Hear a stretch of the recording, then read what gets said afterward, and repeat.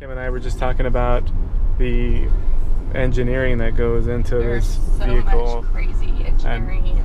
And how much thought must have been put into all the features. Even little things like we had the S for a week, and I was noticing that right here where my thumbs go, it's slightly bigger in the X versus the S, and it just feels just that much more comfortable. And here I'm regen braking.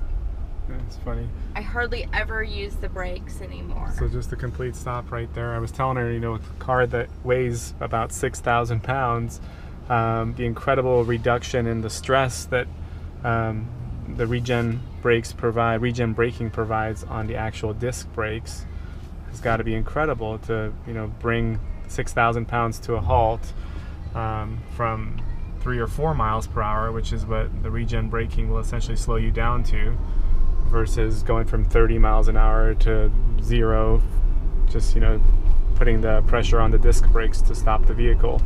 And that just gives you an incredible lifespan for the brakes, especially considering the weight of the vehicle. And it's just so addicting too. It's so easy. Like, you don't even realize you're doing it. You just kind of coast. You take your foot off of the accelerator and it naturally just kind of coasts into a stop. You don't have to use your brakes until that very last second. So it basically becomes that one pedal driving. I mean, obviously you have 2 pedals down here, and you think about how automotive industry began with 3 pedals, which had, the clutch, and you'd have to engage the clutch, then you'd have the gas pedal, then the brakes.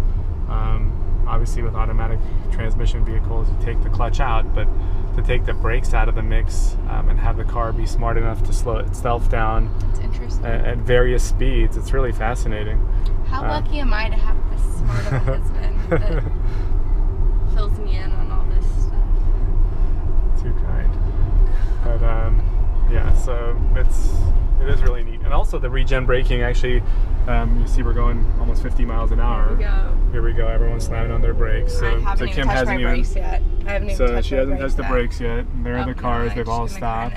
So we're down to 10 miles an hour within a couple of seconds with the car controlling the speed reduction. And when at various speeds, it actually alters it. So if you're going 70 miles per hour on the highway and lift your foot off the accelerator, it actually slows you down a lot more, a lot less aggressively as it would at lower speeds, because at lower speeds it knows that you're probably going to slow down even more soon if you're going, say, below 30 miles an hour or 40 miles an hour.